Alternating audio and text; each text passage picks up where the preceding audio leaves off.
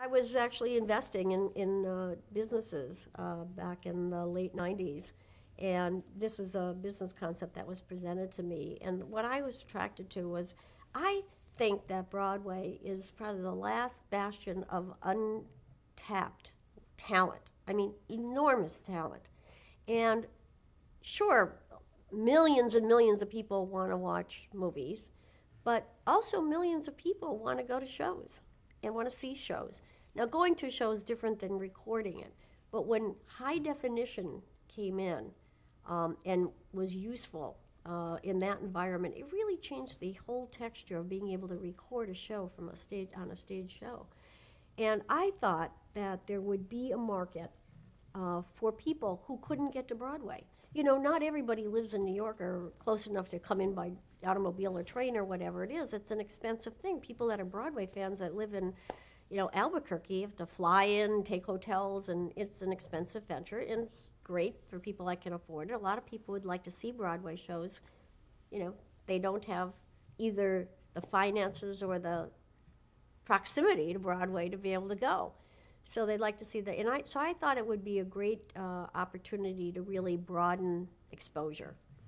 Bear in mind that in 1999, when this was launched, there was no DVD market. There were no digital projectors in movie theaters. There were no really big home entertainment centers in people's homes. All those things have transpired since this time. This product actually is, I mean, the company still operates today, but didn't get the support. And after 9/11, it was very difficult on Broadway. It was very, and people that owned the rights to the shows were petrified that they would just plain be out of business. Forget about thinking new ways to do business. They just couldn't even get there. They were just hoping that some people would show up and sit in the seats. Mm-hmm. And so it was a very difficult time afterwards. And actually, the gentleman who runs the company and I had a very different opinion about, you know, where we should go to build the company up. Bruce Brandwin.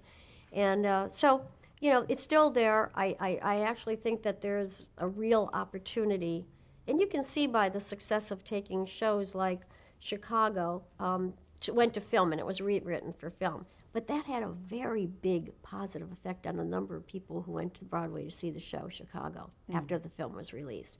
And I always felt that, why does Disney do The Lion King? Why do they do Beauty and the Beast? Why are they doing Tarzan? They do them because everybody knows them, and it's another way of people enjoying them in a different format. So I think there's a wonderful market and a rich market for that kind of product today. Is it as big as the general movie industry?